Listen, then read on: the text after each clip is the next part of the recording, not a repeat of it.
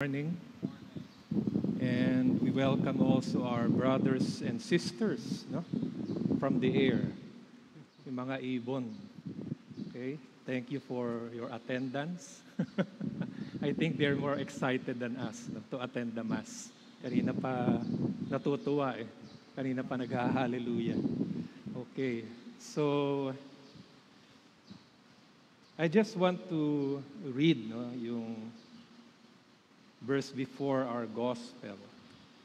And Jesus said, I'll be reading from the Message translation. Okay? Sabi dito, he was holding on tight to a lot of things and couldn't bear to let go. Ulitin ko, sa Message translation, talking about the rich young ruler, he was holding on tight to a lot of things and couldn't bear to let go. And he went away grieved. And I believe God in His love, no, na siguro mas grieved si Lord. No? Kung umalis yung rich young ruler na grieved, I believe na God is not condescending on the rich young ruler na, sige, kawawa ka naman, you did not choose. But I believe God is also grieved in His heart that for this rich young ruler that he cannot let go of a lot of things in his life and maybe, and I'm surely also in our lives. Kasi the gospel really is counterintuitive. It goes against the grain of the influence of the capitalistic West, no? Who focuses more on achievement, success, materialism, and consumerism. And sabi nga ni Meister Eckhart, a German mystic, he said that God is not found in the soul by adding anything, but by a process of subtraction. Actually, most of our spiritual growth is more of unlearning rather than learning new things. Unlearning a lot of things, and siguro that's also learning. It takes pain to learn how to unlearn. Yan. Okay. Talagang and we just celebrated Foundation Day, no, last Sunday. And siguro when you go down to the foundation, yun ang importante, di ba? You go down to the foundation and, you let go of things that does not contribute to the foundation that you established, that God has established in our lives. So para ka naguhukay and you're just letting go of, from the past, which may not be bad or evil, but at that time is good. Pero at this time, siguro, we have to let go of those things and grow. Parang bata, di ba? After the milk, hindi naman siya forever milk, he has to let go of the milk and matutong kumain ng ampalaya, okay, for the child's growth. So we really have to learn how to let go of our self-constructed image of ourselves and God, which most of the time serve our purposes. No? May mga image tayo sa sarili natin and the image of God that we have to let go dahil we'll find out later that, it just serves our own purpose. Yung status symbol natin, titles, things that we hold on, we think that they are absolute when they are really just relative sa ating buhay. So, ito yung sinasabi ng gospel. When we really let go, as the gospel says this morning, our temporary illusions of ourselves and around us, it seems that we really lost nothing. Ito yung sinasabi ni Christ. we really did not lose anything. Actually, we gain that which is real, satisfying, and stable. When we really learn how to let go, ang feeling mo hindi ka nalugi, hindi ka nabawasan eh. In fact, you begin to realize that you already have within you that which is that makes you happy, joyful, and stable. And the things that we cling on are the ones that makes ourselves miserable sa ating buhay. Ito nga yung sinasabi ng gospel. Kaya good news, gospel eh.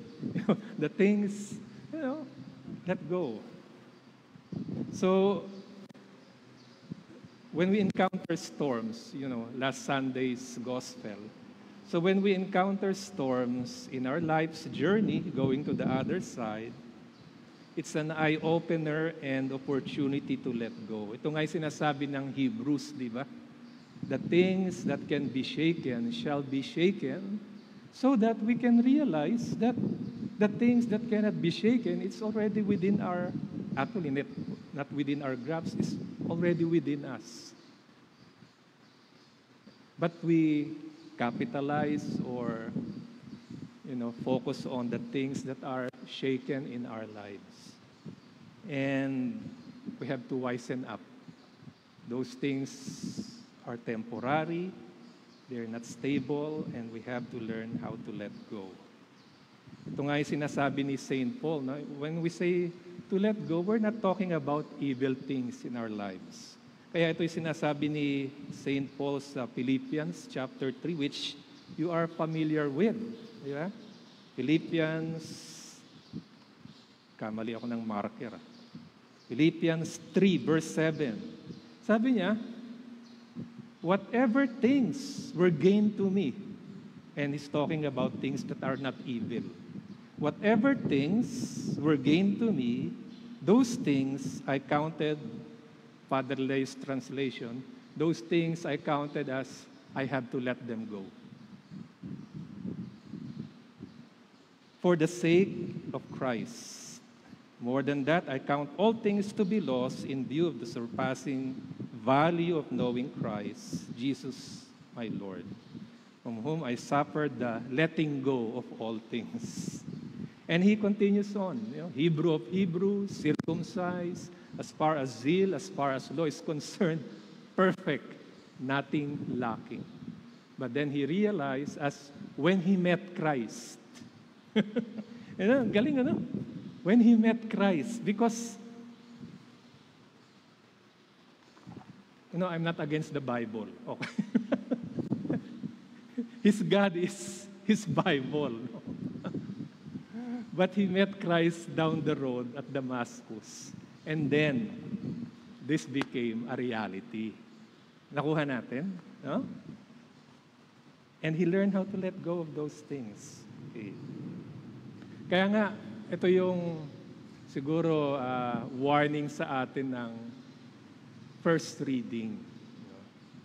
For Korah and his company, they had to hang on to being right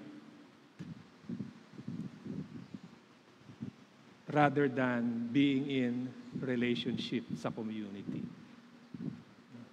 Parang tayo, mag-asawa, family, church, society, we'd rather be right rather than be in relationship. And we hang on all to those things until we are swallowed up by our own rightness. Nilulunok tayo. Okay? We are swallowed up by the things that we cannot let go, which are not really important at this time or situation sa first reading.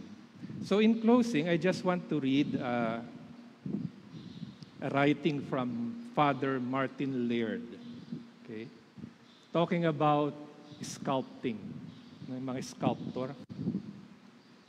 Sabi niya, and he's talking about contemplation and spiritual growth.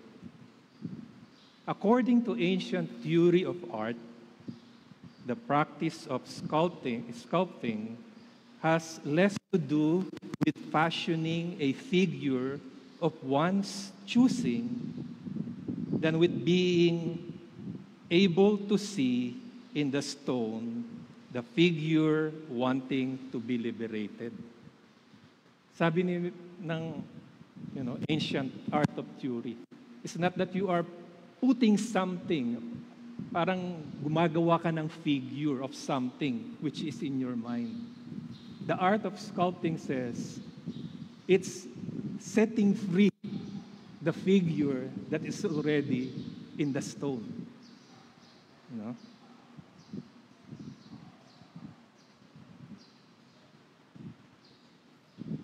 Okay. Teka, nawala ako. Nasa back page pala. The sculptor imposes nothing, but only frees what is held captive in the stone. He's talking about spiritual growth. Spiritual growth does not work by means of addition or acquisition, but by release, chiseling away our thought-shackled illusions. Ang galing ni, kanyang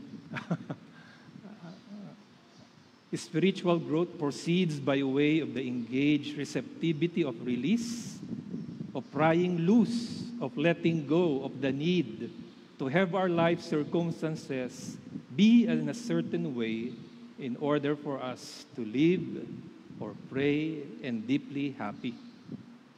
What emerges from the chiseled stone is our life as Christ. So, let us be encouraged by the Holy Spirit that there are times in our journey na mayroon storm. Siguro, it's God's work. Chiseling away, storm.